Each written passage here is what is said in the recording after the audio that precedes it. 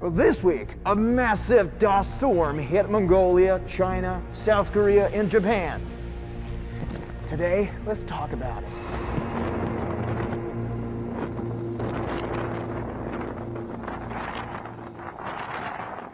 So let's review what happened first.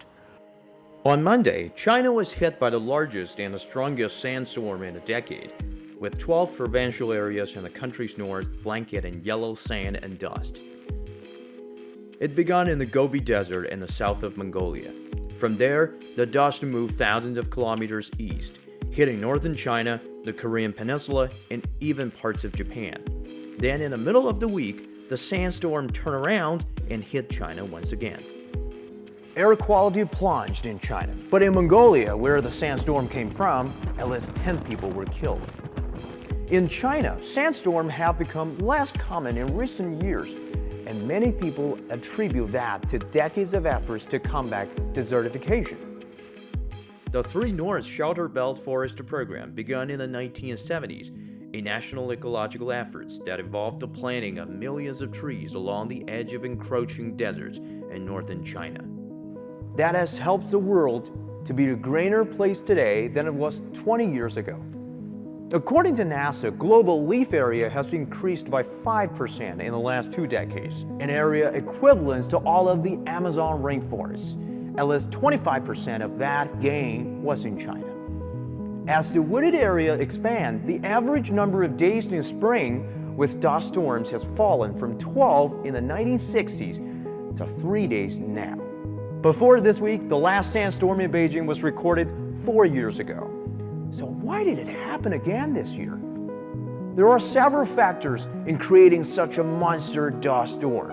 You need a dust-rich place, strong wind to drive it forward, and an unstable atmosphere that can lift particles higher up into the sky. And all 3 ingredients were fully prepared this time. The huge Gobi Desert is located in the continental interior, far from the ocean, offering lots of sand. And this year, there was an unusual warm spring. Most of the area saw a temperature of 20 to 25 degrees Celsius in the middle of February, intensifying the dryness of this region. Moisture tends to weigh dirt down and keep it in place, while drought creates more dust storms. Also, when the desert is hotter than other places, an imbalance of temperature creates a strong airflow or wind. The storm that ripped through this year had wind speeds strong enough to lift tons of fine dust up to 1,000 meters and more above the ground, making trees unable to stop its progress. The storm is not hitting the forest, but flying over the forest. Once dust has reached that height, atmospheric circulation can deliver it thousands of kilometers away and help it across oceans and continents. China's efforts to build a Great Green Wall continues, and international cooperation is needed to help Mongolia, where over 70% of its land is degraded from overgrazing, deforestation, and climate change. Sandstorms are bad for our health, but they also have a positive role to play in Earth's biology.